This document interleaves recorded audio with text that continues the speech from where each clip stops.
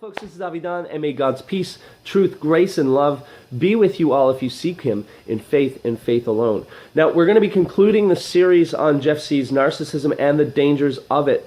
And this one, it could be, hurtful to many, and I can understand why.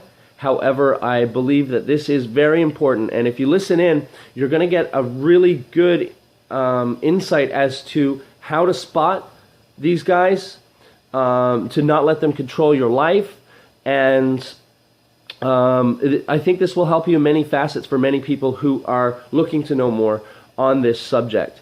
And we're going to use him as an example because he is a public figure that we tend to know very well according to the things that he says and does. There's no doubt that he's a narcissist, NPD, a severe form of it, a dangerous form of it. It's just a matter of whether or not you can see it.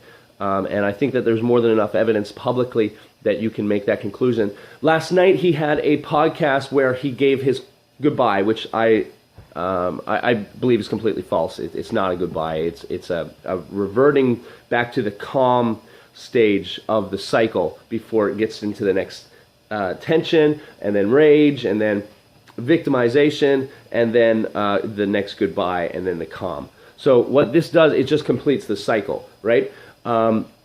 So the calm here, what was going on was he blamed everybody else except for him because he can't look at his own faults. This is what narcissists do. They're unable to look at the fact that they're not perfect. So they need to blame everybody else, okay?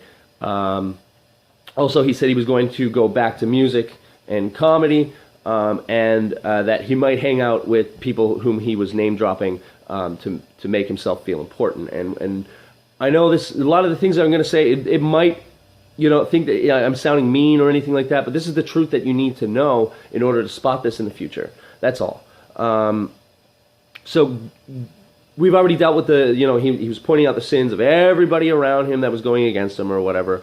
That is a common tactic. It's just turning the tables on these people at which he stalks. He can't admit that he's a stalker, that he organizes group stalking against other people, okay? So he has to blame all the people at which he stalks that talk about him, that address the fact that there's something very off with this guy, and he has to retaliate in that way. And now he's saying he's leaving after he's cleaned up the bowel movement, as he first entitled his podcast, but changed it after, knowing that would not help anything on his cause. So he says he goes into music, and he wants to go into music and comedy, okay? And I want to help you explain that this is just all going back to the square one, okay? Because narcissists are often failed artists, okay? And it has to do with the fact that they're what's called, it's a big word called dilettantes. And so you take a look at Adolf Hitler. He was a failed painter. L. Ron Hubbard, he's quoted as saying he was sick of writing books, science fiction books, at just pennies a word. If he really wanted to make money, he would start a religion. Joseph Smith was a glass looker. Like, he was a con man in the way that he would search the ground for buried treasure using a rock, and he would convince people that he could if they can just pay him. And once he got convicted of that, he knew that he probably couldn't do that anymore against other people, so he had to move on to another thing. Usually what happens is once they fail as in their art, be it con arting or fine arts, music, whatever, they usually lash out against the authorities that they believe have expelled them. And that gets back to being a dilettante, okay? And a dilettante is a person who cultivates an area of interest, such as the arts, without real commitment or knowledge. And that such is the case with many of these people, because here's the thing: if they get into like schools and stuff, what they start realizing is that they're not perfect, that they're mediocre artists. And listen, a lot of these narcissistic artists, they do make it famous.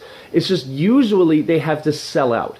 They have to go to the Illuminati, and they have to worship Baal, worship money, worship mammon, all that kind of stuff, right? In order for them to get someone to write their songs and get them famous. And if they don't do this, they have to be really good at what they do. And often, narcissists don't have cognitive abilities to be creative enough to be past the state of mediocrity. Okay, because usually they're stunted at age 6. Some can. Okay, some can have that genius that they can get to that level, but not often. Even the Mozarts, even the Beethovens, and not saying they're narcissists, but these people, they had to go to school. Okay, and it took work, and it took commitment. And this is something that you can see that Jeff absolutely lacks. He does not have commitment to anything at which he does. He just, whenever he faces adversity, he just runs away from it. And this is why when you hear he's just going to go back to comedy, right? But then he said he was going to be with Anthony Antonello and possibly with Vigilant Christian, which I totally hope not, because Vigilant Christian should know that you should not be yoked with the unbeliever. That's leaving him his lifeline, because chances are, now I don't know his life before this, but he has said that he has YouTube videos that have millions of views for his music. I don't think that's true. I think that was a lie, because I think that many people trying to figure out his identity would have found that by now. And I don't think you're ever going to see that, because the music that he produces here are usually just covers or 3-chord 10-word songs like Google Plus, which is, that's fine, whatever, but it's still within the state of mediocrity that is not going to excel. It's not going to show his superiority, because he doesn't have superiority in that field. I'm not trying to bash this guy, but what I'm trying to say is that he's reverting back to the square one in which he got here. Okay, chances are it was because his delusions of grandeur as an artist failed. And he knows it fails in a certain subconscious level. Therefore, there needed to be a rebellion against the authority that decided that he's not going to excel in that. And that can be, the authority mentioned, it can be anything. It could be a school that shut him down. It could just be people that shut him down.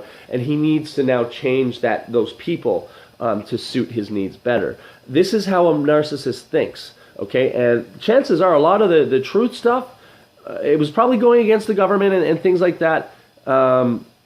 Because rather than looking at their own shortcomings, their own problems, saying, oh, I admit that I am unable to take advice, I'm unable to take criticism constructively, I need to go blame everybody else. Rather than admitting that, usually they'll go to someone that they can point that is obviously doing something wrong. And it's easy to see that in the government, whether or not you can prove it or not, which Jeff normally cannot due to his lack of logical skills.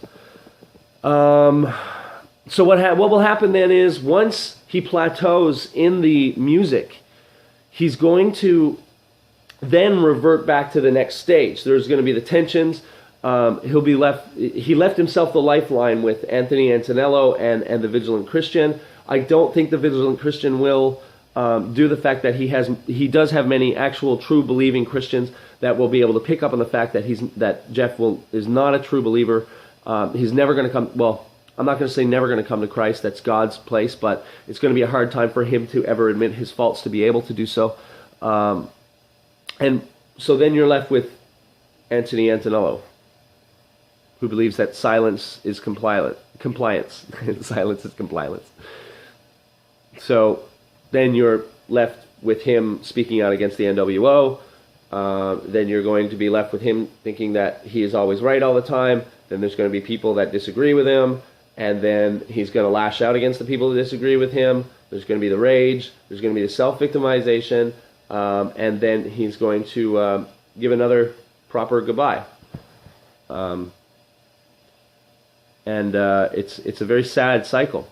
And listen, once again, I'm not trying to bash the guy. What I'm trying to say is that you need to be more aware of what these people do in order to have them to stop controlling their life. And I'm not going to be able to stop them. Nobody's here going to be able to stop him. This is a vicious cycle that he has no control over. So this is for the people that can understand these things. So what I would recommend, take a look up what dilettantism is.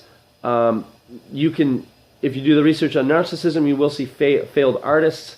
And there's nothing that the Jezebel spirit loves more than using music to fool others. It's the great communicatable language, and it's not.